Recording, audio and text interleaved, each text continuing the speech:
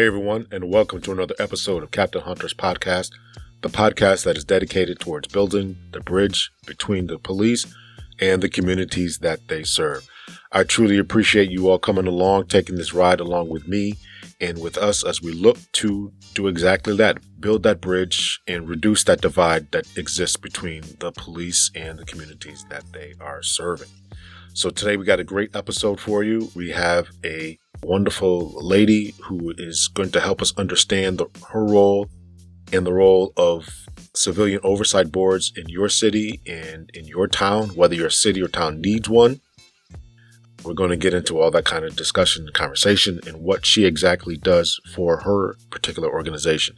Before we get into it, as always, let me just make sure that I give you all my contact information, cptlhunter@gmail.com, cptlhunter@gmail.com. Hit me up in the email, let me know what you think about the show, any topics you want to hear, things like that.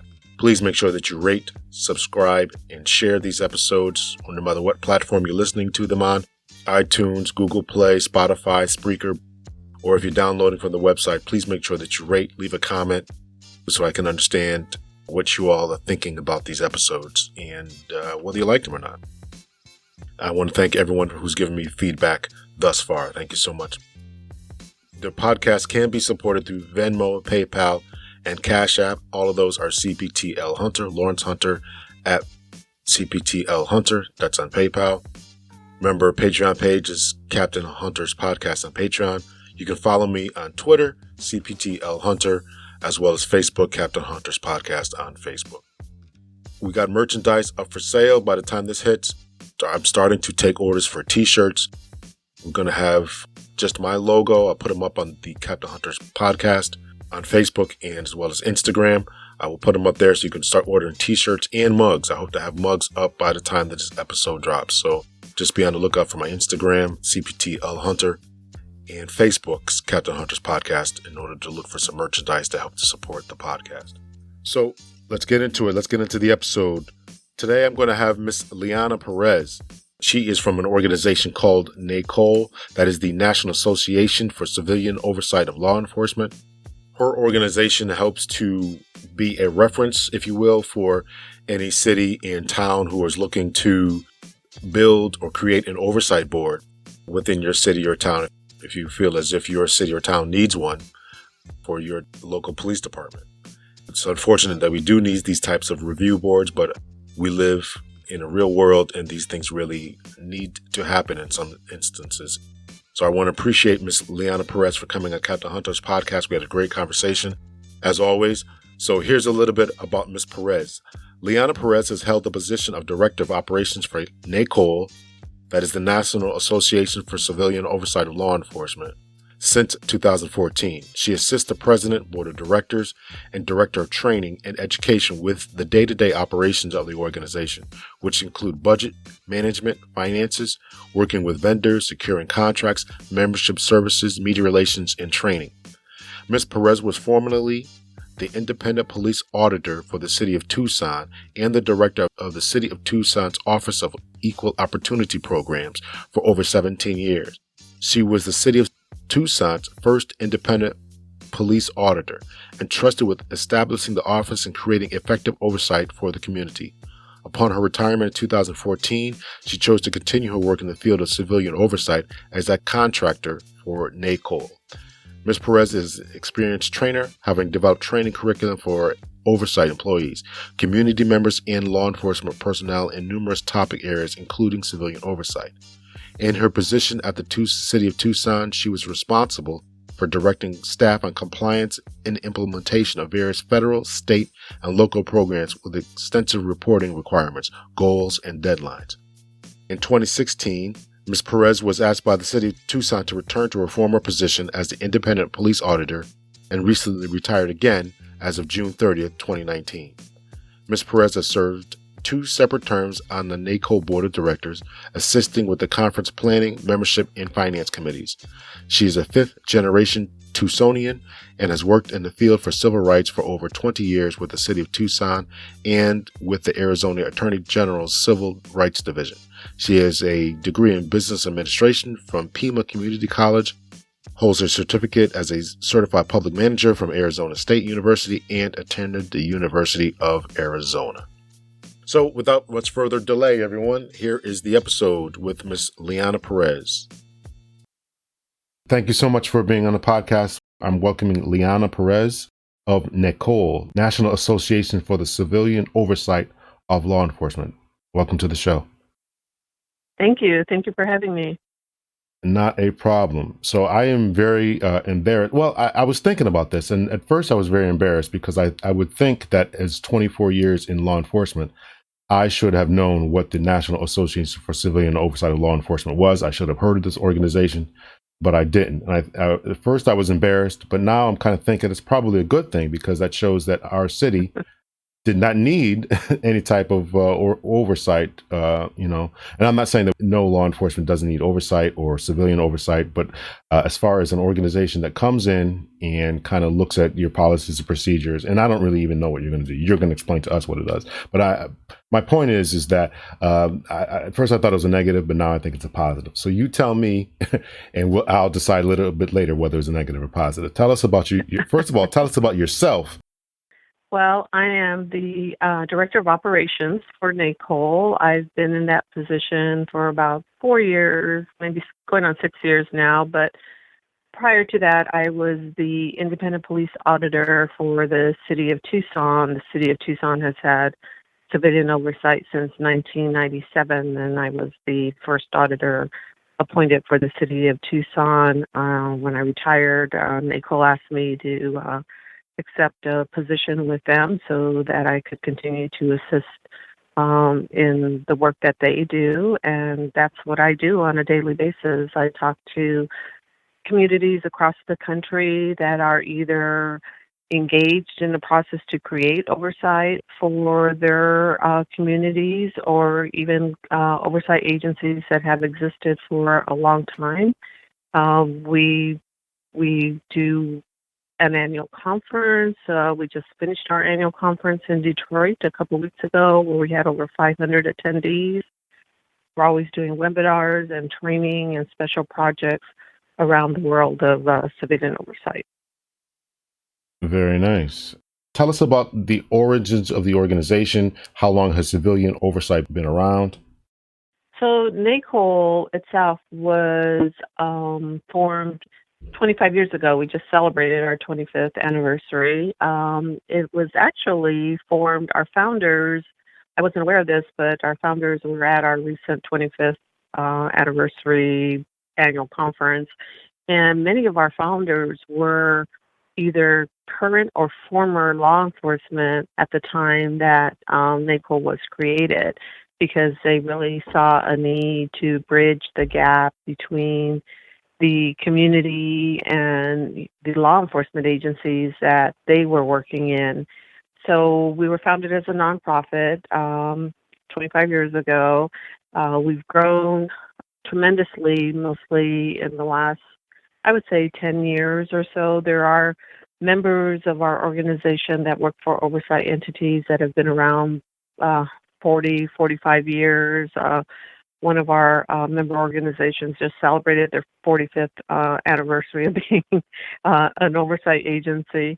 So we're really a membership agency, but that promotes, training, mentoring, assistance with, working with their communities.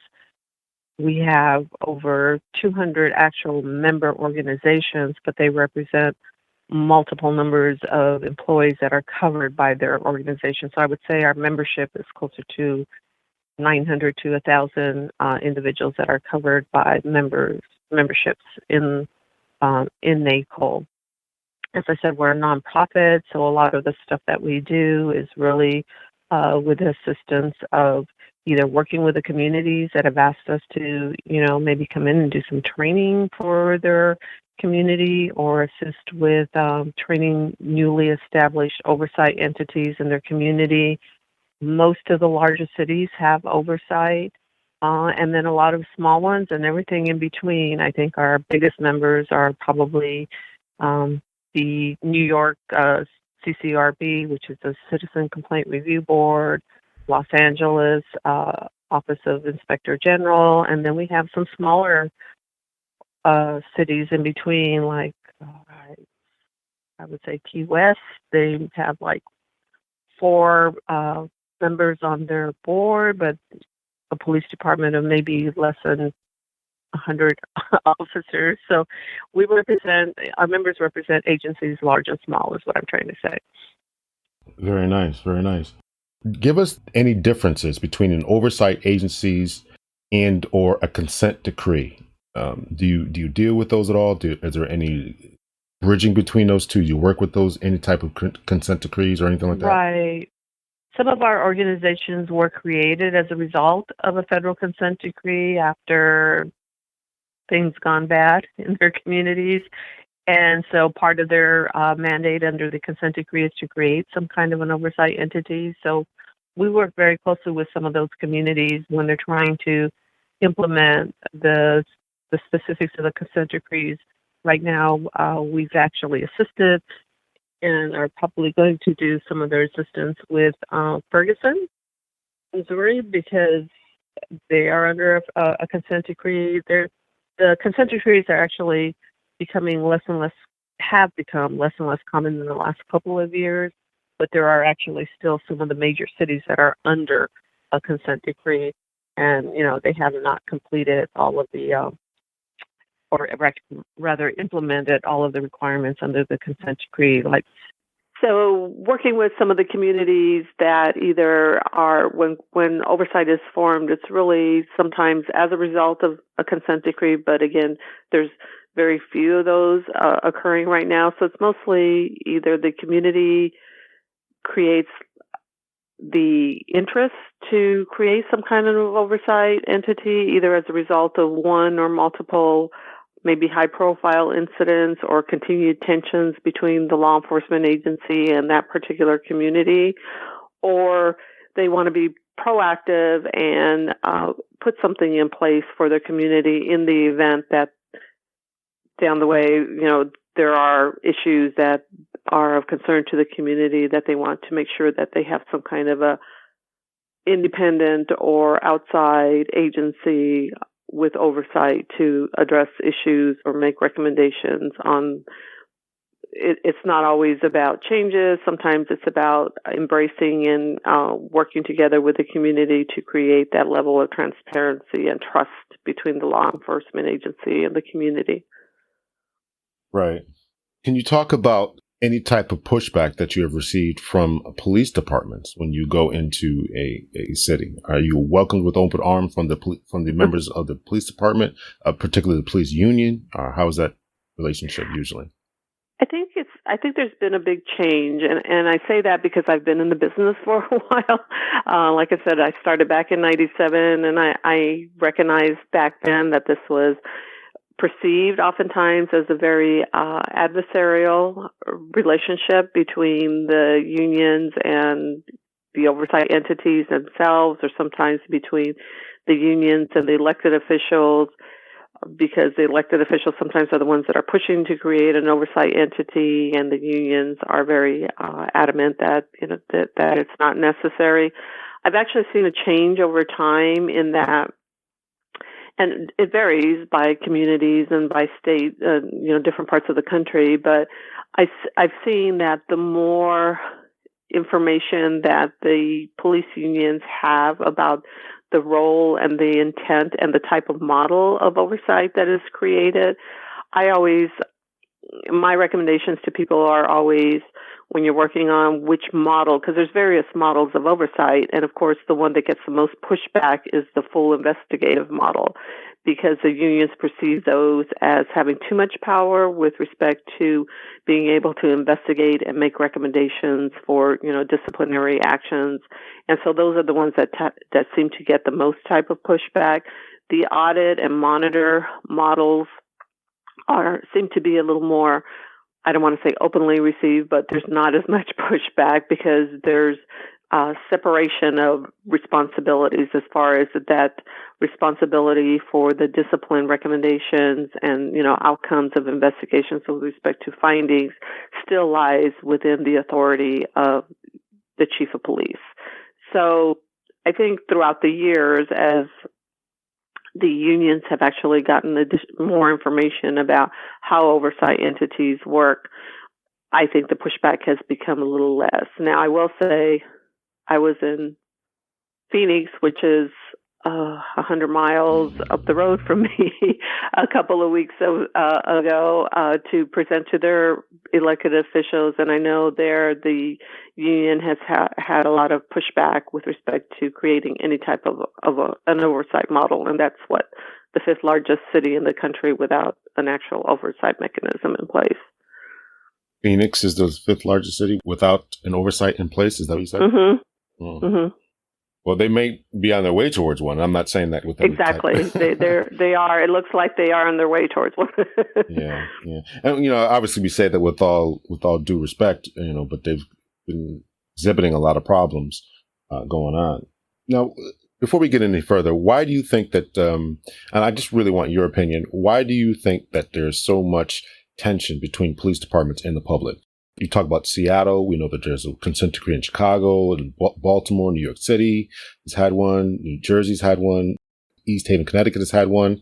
All over. When I did a previous episode on consent decrees, it was my first episode, so the audio was just terrible. So I ended up taking it down so no one can ever hear it. I want to do another one about it. But my point is that why, in your opinion, are all these consent decrees, all these civilian oversight boards and models necessary?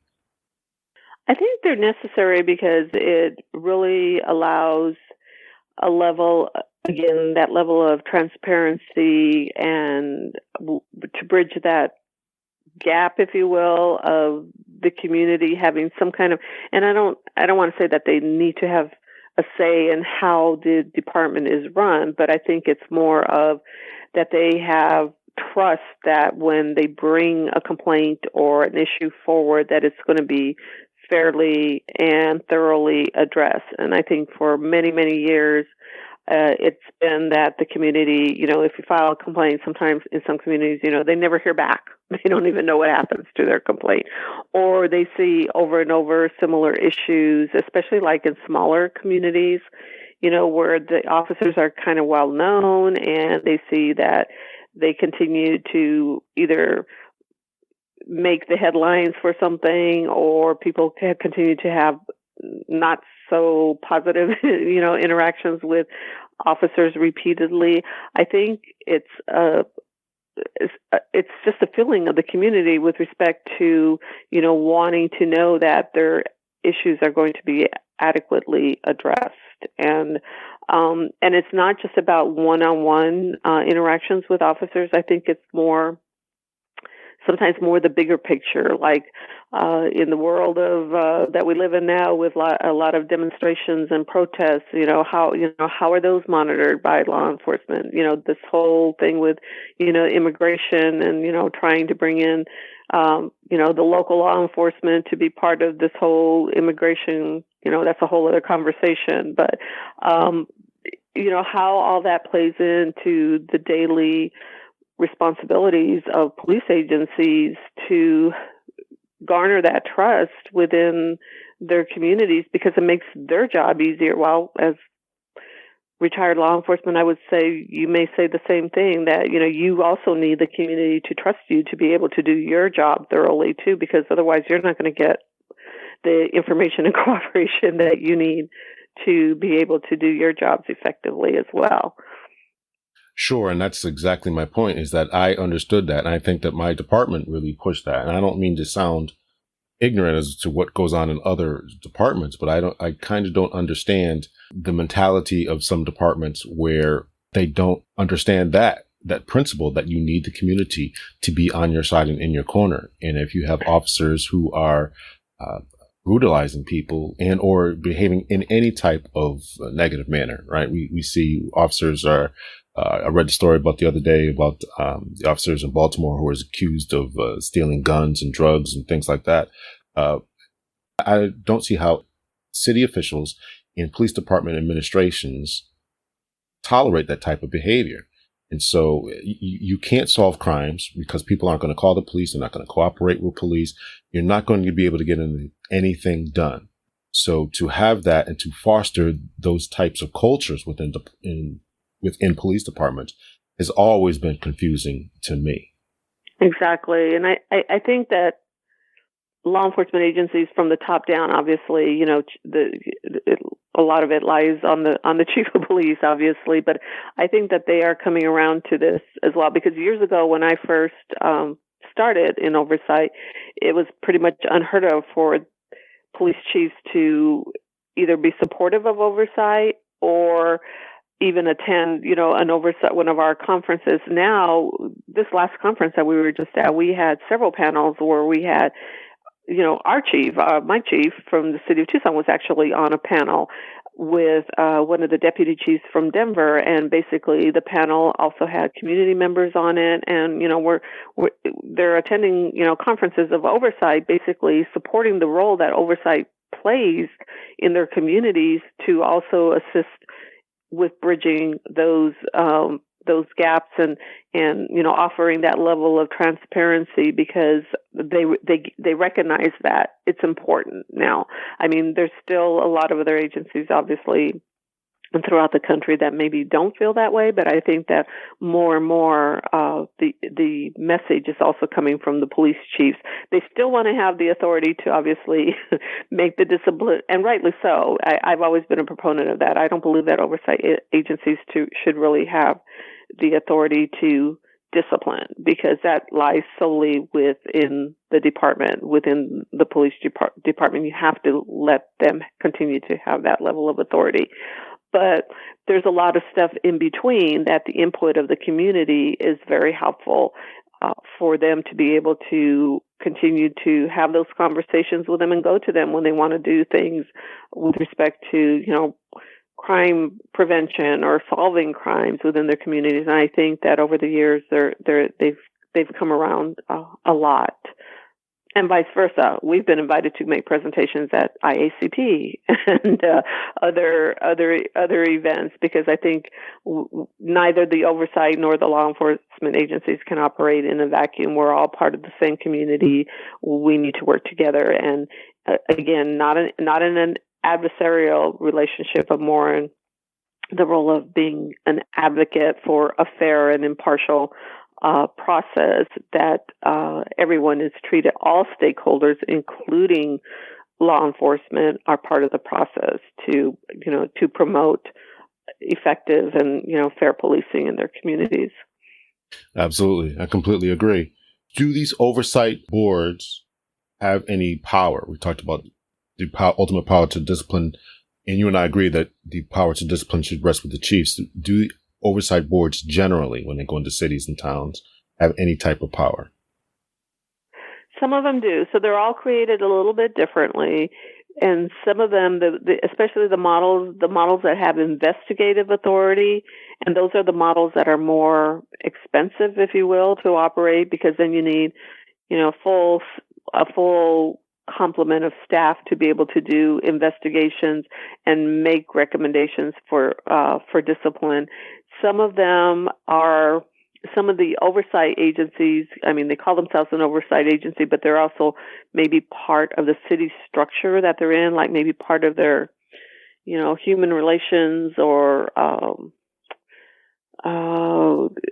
were, I guess, part of the grievance process for officers, if they're disciplined, and then maybe the oversight agency is part of that structure, and they can make recommendations for discipline. But they're very few. I would say that less than 5% of the oversight entities in the country have the authority to make discipline recommendations. Okay. They can recommend it, but they can't implement it. Okay. Well, that seems very fair in my opinion. What is your measure of success rate? So you go into a city or any type of oversight board. Is there a measure of success rate? How do we know that the Civilian Oversight Board is actually working? Right. That's kind of the $1 million question, because it's very hard to tell. I mean, it's very hard to measure the difference that it makes. I would say in the cities that I'm either more familiar with, and even obviously the city that I work in, I think the measure of success, and it's something that maybe can't be measured, is that when you have that high profile incident, and you have an oversight entity in place, you give your elected officials and your police administration the extra tool to say, okay, the oversight entity is going to be part of this review process.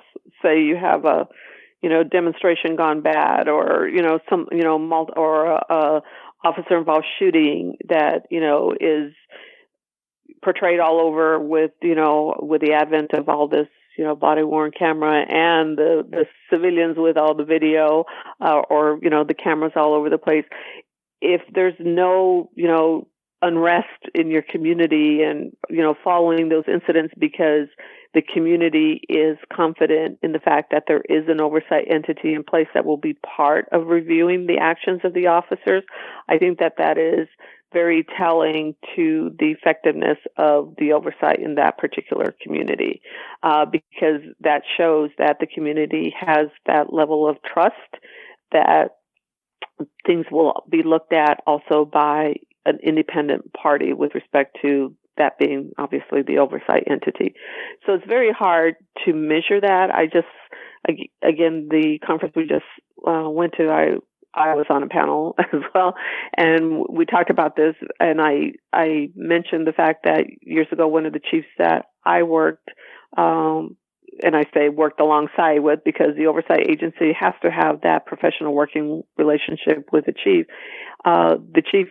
This particular chief used to ask me, so the fact that complaints go down, does that mean that my officers are doing a great job every day and there's no need for, oversight? Or does that mean that the community doesn't trust the process and are fearful or are hesitant to bring complaints forward? What does that number even mean? So it's a good question. So it's hard to measure. To answer your question, I don't think there is a level of measure that can be, but what I see in some of these communities, if you don't see, these major protests after an event that looks really bad when it first happens, and, we all have, from big change from 25 years ago, there wasn't, cameras on every corner and a cell phone in everybody's hands to pick up either a full, from start to finish or just snippets of an incident. And, if the community is, takes their time to say, okay, we know that this is going to be looked at, and not go and, march on City Hall and, protest in the streets or what have you. I think that's kind of very telling of, the trust that they have in the oversight agency and even in the law enforcement agency in those particular cities. Hmm. Can you give us an example, either real from actual real life or about the process? Obviously, some type of event or a number of events occur. And how is it that your organization gets contacted? Do people come in? Does there usually the civic organization or religious organization call you up and say, hey, listen, we need you to come in? How does someone get in contact with you? And tell us about the process about coming into a city and all that. Right. That's kind of one of the biggest, if you will, misconceptions of, we're not the ones that actually create the oversight. When I say we're, NACOLE doesn't create it. We assist them with, technical resources and guidance as far as, what kind of things to consider for creating the oversight in their communities. It's usually maybe a community advocacy group that goes to their elected officials and says, we want oversight in our community. And sometimes if you get that elected official or a couple of them that are supportive of it, then the city or the county or that particular community will go through the process of starting to, either get the stakeholder input or also look at what is happening, in surrounding communities or across the country as to the different types of oversight models. That's when we usually get called, either by the advocacy group that's working towards, making a presentation to the elected officials, or by somebody within, that city government trying to collect information about, their possible options at creating oversight. And then it's a process, right? It doesn't create itself overnight, because most of the authority and jurisdictional the jurisdictional authority for creating these comes from either making a change to the city charter or making an actual ordinance creating the oversight entity. So it's kind of a process because the elected officials also have to fund these agencies. If you're going to have professional staff or even volunteers, somebody still needs to, there still has to be the kind of procedures and policies of how they're going to operate and how they're going to work with the law enforcement agency that they're going to oversee with respect to having access to information, data, the complaints. So it usually takes, I want to say, at least a good year for them to create an oversight entity, because what they're doing is looking at studying the options and the costs that are associated with it. We just did, back in January of this year, it's almost a year now, in Charlottesville, Virginia, who actually got a lot of, media attention for a couple of events that they had a couple of years ago. Right. They actually, and it's a small community. They have, I think their law enforcement agent, their number of officers is, maybe if it's 200, that's probably overstated. But their community, this is kind of some long-standing issues that they've also had. So their elected officials actually decided to create an oversight board that would work as kind of like a study group to actually work for 1 year and come back to the elected officials with recommendations on the type of model that they felt would work best for their city. So we went, myself and our director of training, we went to Charlottesville last January and actually met with this. It was an interim board, but we presented all the possible options that are, kind of best, effective practices being used in other cities across the country. And then as a result of that and other stakeholder meetings that they had throughout the year, they actually presented to their elected officials and got something on the books. Actually, I think it's finally, because the woman that was our contact was emailed me yesterday, and I think it's finally going to a vote next Monday to actually create the final ordinance that they are recommending for their community. And of course, not everything that they're recommending is going to be as part of that, but it is a process. So here that's almost 2 years that it took them to create something. I don't say it takes that long in all communities, but the best thought out ones, when I give my advice, my 2 cents to people that call me, is don't create oversight in a reactionary mode, because you may not get what you want, or you may get what you think you need, but with respect to your levels of authority and, structure. And in the end, that you may have forgotten something very important that you wanted to put in. So be thoughtful about, I wouldn't say, take 2 years, but I would say be thoughtful about how you're creating the oversight and what works best for your community. That's interesting that you would advise them not to take any type of reactionary type of, you want them to be more thoughtful. That's interesting, because I would assume that many people are very reactionary. When I say people, many communities are very reactionary. Yeah. So exactly. And you want them to get something. You don't want them to have to keep going back and say, oh, now we need this, or, oh, we got this, but this isn't working. For instance, a lot of individuals think that if the oversight entity doesn't have subpoena power, then they're not effective. I worked for 20 years under a structure that didn't have subpoena power to interview officers, because I was able to get the information that I needed. We work in a auditor structure here in Tucson, the oversight model, and I was fine with not having subpoena power, because I could see at that time where other cities that had created, their models with subpoena power weren't effective or even beginning to get things done, because the minute they used that subpoena power, they were challenged. The unions challenged the subpoena power, and they were tied up in court. So they never got anything done. So you have to kind of take everything into consideration as what's going to work best in your community. And again, if you create something that is going to be, I don't know if you've looked at Newark, New Jersey, for example.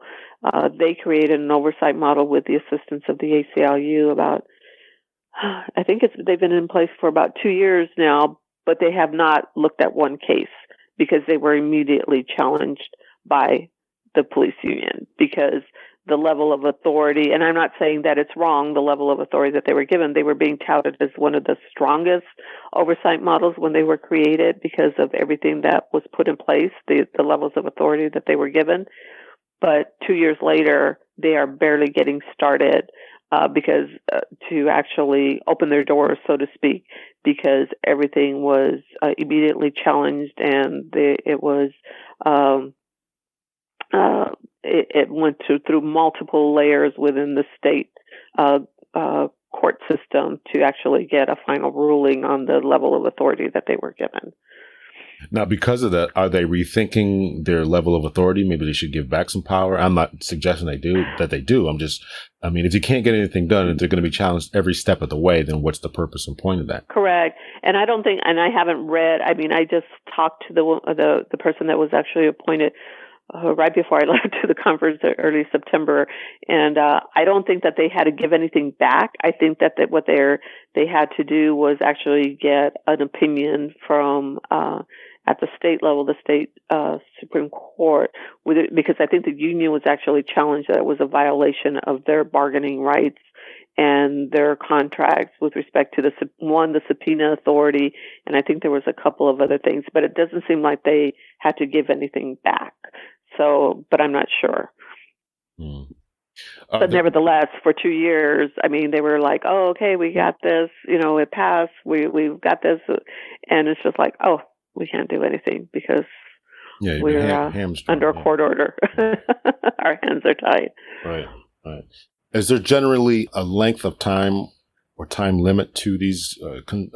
I keep wanting to say consent decrees, but to these oversight boards, there's a length of time. Is the oversight board only in power for 10 years, or how does that go? That's a good question. I've actually never seen one that actually has a limitation for, we're going to do this and we're going to stop. There's, like I said, Kansas City has been in 45 years. Oh, no, I think they celebrated their 50th year because Detroit celebrated their 45th, is it?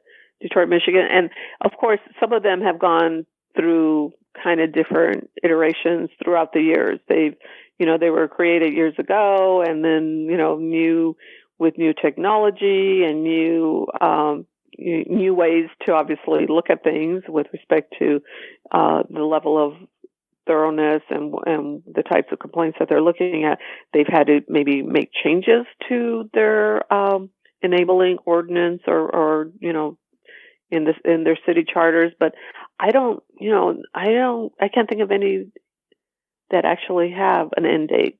I would say, the consent decrees end once they have actually fulfilled the mandate of the consent decree, but that doesn't necessarily mean that the oversight ends, because usually the implementation of an oversight entity doesn't have, under a consent decree, doesn't say you have to have oversight for 10 years. I've never seen one that has an end date. Right, yeah. I assume that members of the Civilian Oversight Board are members from the community. Are there any qualifications? Do people need to have bachelor's degrees, or is it just anyone who can join? They usually create that depending on the model that they're creating. Obviously, the volunteer boards, you want to have members of the community that are very represented, as diverse as possible. There's several qualifications that you can put in for, obviously, the executive directors. You want some of these require that you have a law degree, that you have experience working with members of disadvantaged populations or communities, but also working with diverse groups of individuals. Obviously, have that kind of foundation on law and civil rights. My background wasn't law. I'm not an attorney. I was a civil rights. I worked for the Arizona Civil Rights Division and was an investigator for ELO and civil rights complaints. So the backgrounds are more kind of very diverse, I would say, for some of the executive directors, but for the boards, the actual board members, for the volunteer boards and so forth, they really don't put any stipulations. A lot of them will put stipulations that you cannot have any, convictions. Obviously, your personal background. Sometimes they'll do backgrounds. It depends on what kind of qualifications they want to put in. I've seen a wide array of individuals get appointed. Obviously, the biggest concern from the union's perspective and the law enforcement perspective is, that you put people on these boards that don't know, what your job is like on a day-to-day basis. Hence, the requirement in most of these enabling ordinances for the structures for training. Definitely your members of your board or your staff are never going to be, trained, like your police officers are, but you need to provide them with the level of training on, policies, procedures, how officers are trained to interact with, mentally ill populations, or, the homeless, or the youth population, or, how are the canine units trained? How are, what are the different policies? All, there's huge training components built into most, if not all, of the requirements for these boards, and the ones that actually have professional staff, like the investigative agencies as well. Now, so that ties in a little bit to my next question, was about the list of recommendations for oversight boards. So obviously you talked about the training that's built into them, right? So anyone who's going to sit on the board needs to have or have gone through some type of training as to what the police officers do on a day-to-day basis. So what else besides the training would you recommend that any oversight board put into their bylaws or policies or whatever? A lot of them also require that especially either the staff or the volunteer, anybody as part of the oversight mechanism, that they participate in addition to the training, do ride-alongs, on a regular basis or quarterly basis. Attend training such as what we did with, what we do, like the NACOLE conference, because it's very, there's, wide variety of. I can actually send you kind of the schedule that just kind of shows you all the training that we offer as well. Yeah, I appreciate that. Thank you. Mm-hmm. I think that's really all of the questions that I have. Okay. It was very, very interesting. Like I said, I did not know that that this organization existed. I knew that there were civilian oversight boards, but I didn't know that there was some type of overarching reference center for them to go to in order to create one. So that's very fascinating. So you just had your training, your yearly training, and what else is coming up for NACOLE in the not too distant future? Well, we also do, we reference them as regional meetings, because we know that there are, sometimes smaller pockets of, conversations about either issues or oversight in particular that either may be in existence or that, these communities are trying to create in different parts of the country. So over the past maybe 3 or 4 years, we've gotten into the habit of doing a couple of regional meetings across the country. Last year, for example, we did a regional in Nashville. They were just getting started with their oversight entity after several years of trying to create one. And we try to get as many members of the community to come. We don't charge for the event if they can't afford to pay. We do have a suggested amount, because we try to cover the cost of, the coffee breaks and so forth. But it's really more to kind of engage the community and the oversight entity that's in place there. Not that they're having issues, but they want to be more interactive sometimes with their communities. We also do maybe about 5 webinars on different topics throughout the year. We haven't scheduled the ones yet for 2020. It's weird to say that, but we did 5 different webinars this year as well. And we're doing an academic symposium in March at the Austin Law School in Austin, Texas, and the academic symposiums are pretty interesting because then that's the world of academia, right? Those that are putting out papers on studying oversight and its effectiveness. So we started doing those a couple of years ago because we realized that there was this whole other level of if you want to call it oversight, but how they were actually looking at oversight. So there's a lot of academics involved in this study as well. So we don't have all the topics yet for that, but that is on the books for March. And then, of course, our conference for next year as well. Well, that sounds really interesting, especially the academic portion. I like to read academic papers. I'm kind of a glutton for punishment like that.